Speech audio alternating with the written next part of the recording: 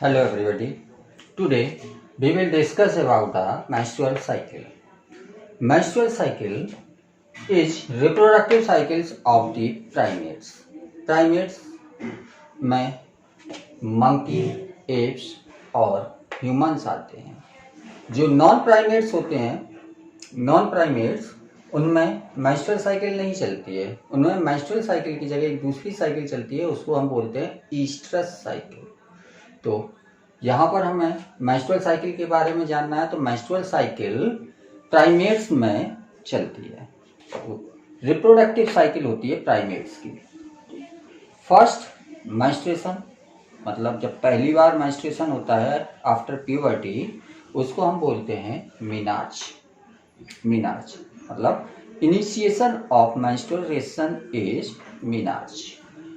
Average period जो human में है, मेंस्ट्रुअल साइकिल का एवरेज पीरियड जो होता है ये होता है 28 to 29 डेज. 28 to 29 डेज ये एवरेज है. थोड़ा बहुत कम या ज़्यादा मैटर नहीं करता है, लेकिन एवरेज जो होता है जिसके बेस पर हमें पूरा पढ़ना है वो होता है 28 डेज का. तो 28 डेज या 29 डेज ये एवरेज पीरियड होता है मेंस्ट्रुअल साइकिल का. और मेंस्ट्रुअल साइकिल की बात करें अगर हम, एक साइक्लिक प्रोसीजर है. तो इसमें जो ओवुलेशन की प्रोसीजर होती है जस्ट मिड में होती है. मान लीजिए 28 डेज की मेंस्ट्रुअल साइकिल हम लेके चल रहे हैं, तो जो ओवुलेशन होगा ये 14th डेज में होगा. Mid of the menstrual cycle ovulation होता है. तो ovulation is eight middle of the menstrual cycle. Cycle start with the menstrual phase. जो साइकिल की शुरुआत होती है, साइकिल का पहला दिन जो गिना जाता है वो गिना जाता है मेंस्ट्रुएशन की स्टार्टिंग से. मतलब जिस दिन ब्लीडिंग स्टार्ट होती है वो उसका पहला डे होता है. और जितने दिन 3 से 5 दिन के अप्रॉक्स ब्लीडिंग होती है तो वो फेज कहलाती है menstrual phase. Menstrual phase, menstrual phase का मतलब है ब्लीडिंग फेज, मतलब जहाँ पर ब्लीडिंग होती है. और ये होता है 3 to 5 डेज के अप्रॉक्स. 3 to 5 days. तो menstrual flow last for 3 to 5 days. जो मेंस्ट्रुअल फ्लूइड होता है ये होता क्यों है? जब नॉर्मल कंडीशन में यूट्रस प्रिपेयर करता है फॉर द इम्प्लांटेशन. यूट्रस ये सोचता है कि फर्टिलाइजेशन होगा और ओवम ब्लास्टोसिस्ट में कन्वर्ट होके यूट्रस की वॉल में इम्प्लांट होगा. तो उसको रिसीव करने के लिए यूट्रस की जो इनर में लाइनिंग होती है, इनर लाइनिंग, जो इनर लाइनिंग होती है उसको हम बोलते हैं इंडोमीट्रियम. और वही इंडोमीट्रियम की जो वॉल होती है वो थिक हो जाती है. तो थिक क्यों होती है? इम्प्लांटेशन के लिए. इम्प्लांटेशन के लिए थिक हो जाती है. तो यूट्रस की जो इनर लाइनिंग होती है उसको हम बोलते हैं इंडोमीट्रियम. और इंडोमीट्रियम की वॉल थिक हो जाती है और वो थिक इसलिए होती है कि वो इम्प्लांटेशन हो सके.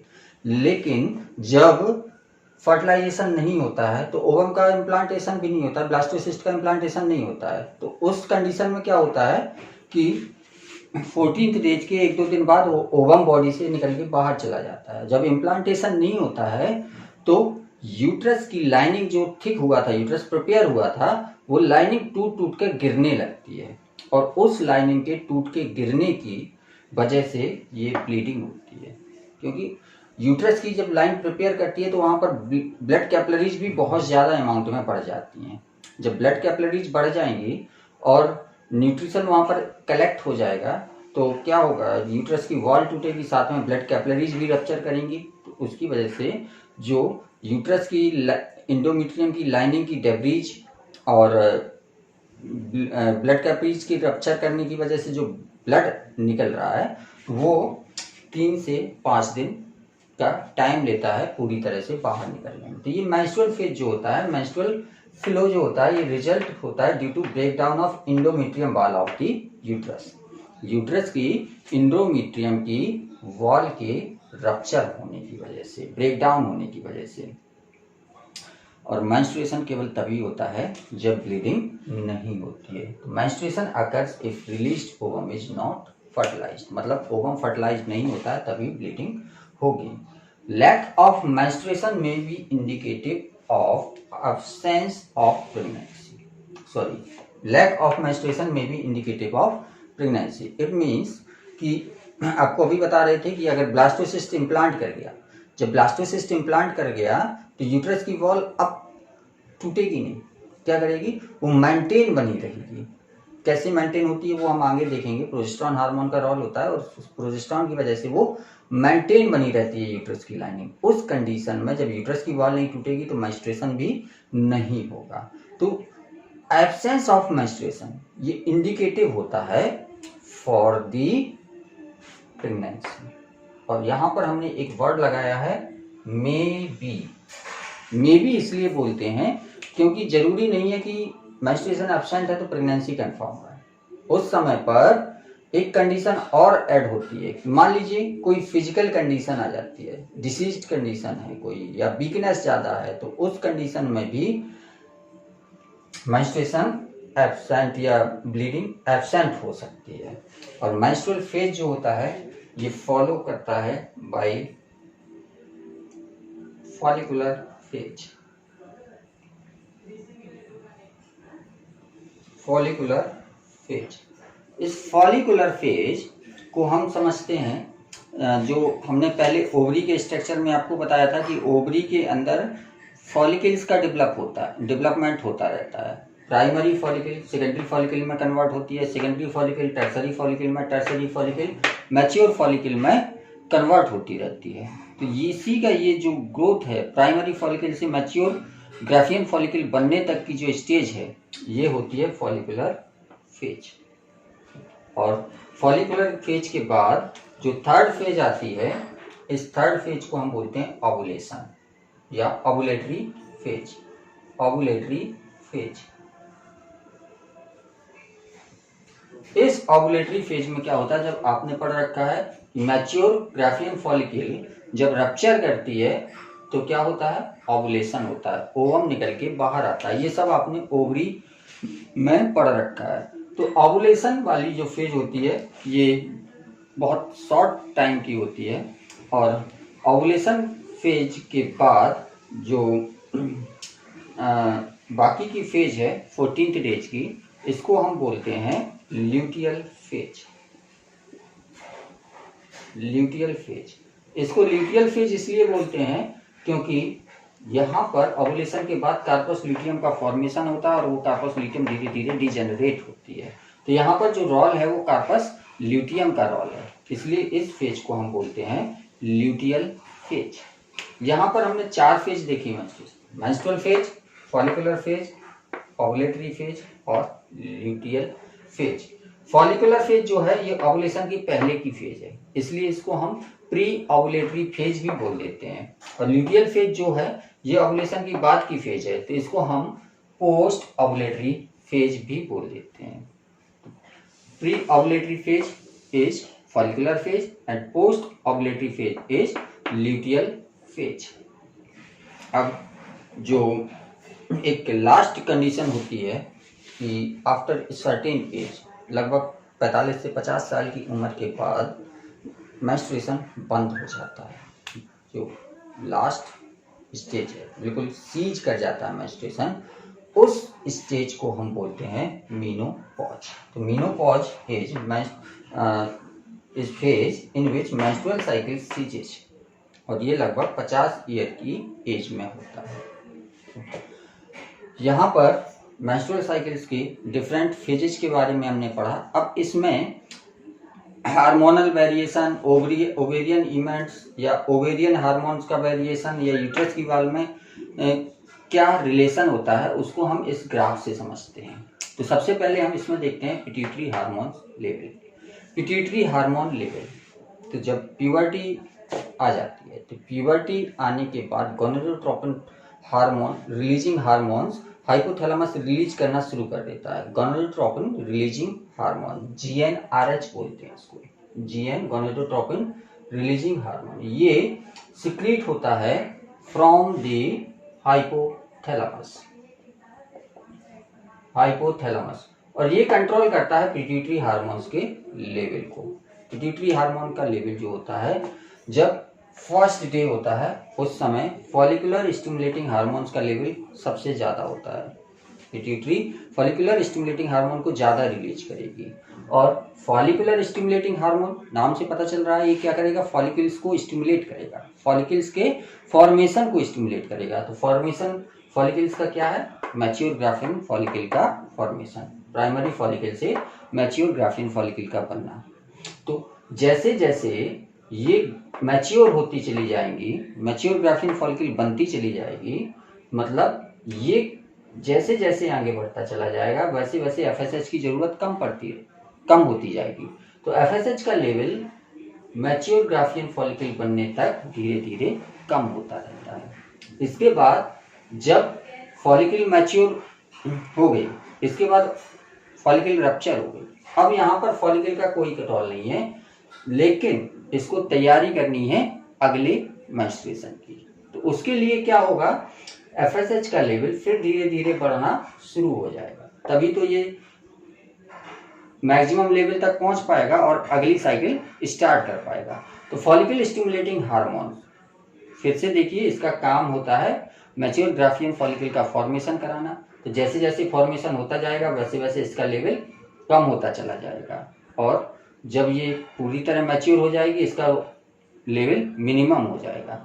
इसके बाद जैसे जैसे दूसरी साइकिल की तैयारी होगी वैसे वैसे इसका लेवल फिर से बढ़ता चला जाएगा। दूसरा हार्मोन जो निकलता है एंटीरियर पिट्यूटरी से वो होता है ल्यूटिनाइजिंग हार्मोन। नाम से पता चल रहा है ल्यूटिनाइजिंग मतलब कार्पस ल्यूटियम के फॉर्मेशन में ये हेल्प करेगा, और कार्पस ल्यूटियम का फॉर्मेशन होता है आफ्टर ओवुलेशन।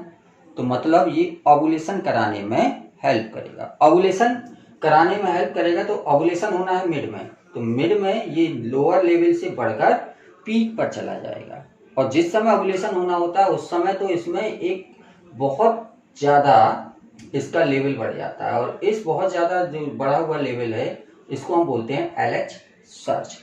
एलएच सर्ज, तो LH surge is responsible for the ovulation. वही यहाँ पर हमने आपको बताया था कि जो ओवुलेशन होता है, ovulation is result of LH surge. तो एलएच सर्ज है क्या, ये जो अचानक से एकदम से एलएच का लेवल बहुत ज्यादा बढ़ गया, इसको हम बोलते हैं एलएच सर्ज। और एलएच सर्ज ने क्या किया, ओवुलेशन करा दिया, कार्पस ल्यूटियम का फॉर्मेशन हो गया। और ल्यूटिनाइजिंग हार्मोन का काम क्या था, कार्पस ल्यूटियम का फॉर्मेशन करना। अब इसके बाद ये इसका लेवल धीरे धीरे कम हो जाएगा क्योंकि इसका काम अब खत्म हो गया। तो फॉलिकुलर स्टिमुलेटिंग हार्मोन का लेवल मिड तक आते आते कम होता है फिर बढ़ता है, और ल्यूटिनाइजिंग हार्मोन का मिड तक आते आते बढ़ता है लेवल, और उसके बाद फिर कम होना शुरू हो जाता है। ये पिट्यूटरी हार्मोन्स के लेवल थे। अब आते हैं ओवेरियन इवेंट्स पर।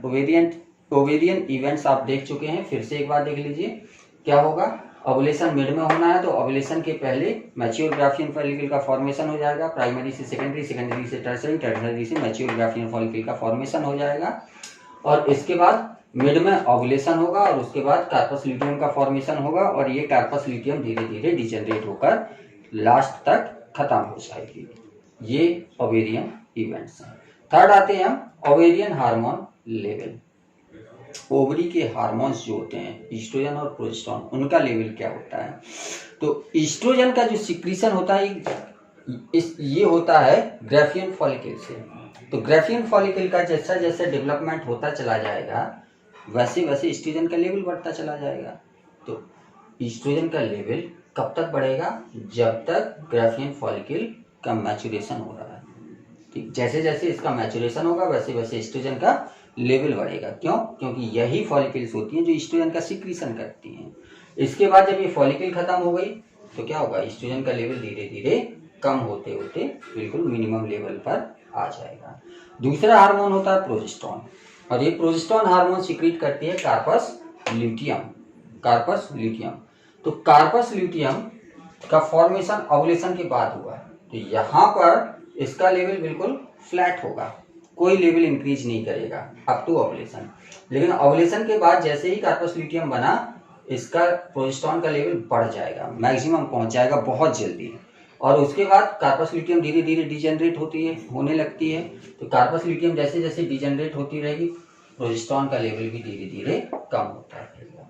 तो this is the ovarian hormones level, estrogen और प्रोजेस्टेरॉन का लेवल कब बढ़ रहा है, कब कम हो रहा है। लास्ट होता है इसमें यूट्रस की वॉल के साथ क्या होता है। तो इनिशियल 3 to 5 डेज जो होते हैं ये मेंस्ट्रुएशन के होते हैं। मेंस्ट्रुएशन के टाइम पर आपको बताया था कि यूट्रस की वॉल टूट टूट के गिरेगी। जब टूट टूट के गिरेगी तो यूट्रस की वॉल कैसी हो जाएगी, पतली हो जाएगी। तो अब मेंस्ट्रुएशन के बाद इसका सबसे थिन लेवल होगा। इसके बाद ईस्ट्रोजन हार्मोन क्या करता है, यूट्रस की वॉल को प्रिपेयर करता है। यूट्रस की वॉल को प्रिपेयर करेगा, ईस्ट्रोजन का लेवल यहाँ पर बढ़ रहा है तो यूट्रस का प्रिपरेशन भी बढ़ता चला जाएगा। इसके बाद प्रोजेस्टेरॉन हार्मोन ये मेंटेन करके रखता है यूट्रस की वॉल को मेंटेन करके रखता है। ये प्रिपरेशन नहीं कराता, ये मेंटेन करके रखता है। लेकिन ईस्ट्रोजन का लेवल यहाँ पर कम नहीं हुआ है, अभी भी थोड़ा सा है, तो थोड़ा बहुत ग्रोथ होगी यूट्रस की वॉल की और प्रोजेस्टेरॉन इसको मेंटेन करके रखेगा। और ईस्ट्रोजन का लेवल कम हो जाएगा तो उसके बाद इसकी ग्रोथ भी बिल्कुल मिनिमम हो जाएगी। तो ये ग्रोथ पूरी यूट्रस की वॉल की हो गई। जो थिकनेस बनाई है ये यूट्रस की वॉल की थिकनेस है। ये ब्लड कैपिलरीज का नंबर है। तो ब्लड कैपिलरीज भी बढ़ती चली जाती है, यूट्रस की वॉल भी थिक होती चली जाती है। तो ईस्ट्रोजन यूट्रस की वॉल को थिक करेगा और प्रोजेस्टेरॉन उसको मेंटेन करके रखेगा। और जब प्रोजेस्टेरॉन का लेवल बिल्कुल मिनिमम हो गया, ईस्ट्रोजन का लेवल यहाँ पर मिनिमम हो गया एट लास्ट में, जब प्रोजेस्टेरॉन का लेवल मिनिमम हो जाएगा तो मेंटेन करने के लिए कोई बचा नहीं है, तो क्या होगा, यूट्रस की वॉल फिर टूट जाएगी और फिर से नई साइकिल स्टार्ट हो जाएगी। तो this is all about the menstrual cycle. इसके आगे कंटिन्यू करते हैं नेक्स्ट टर्न पर।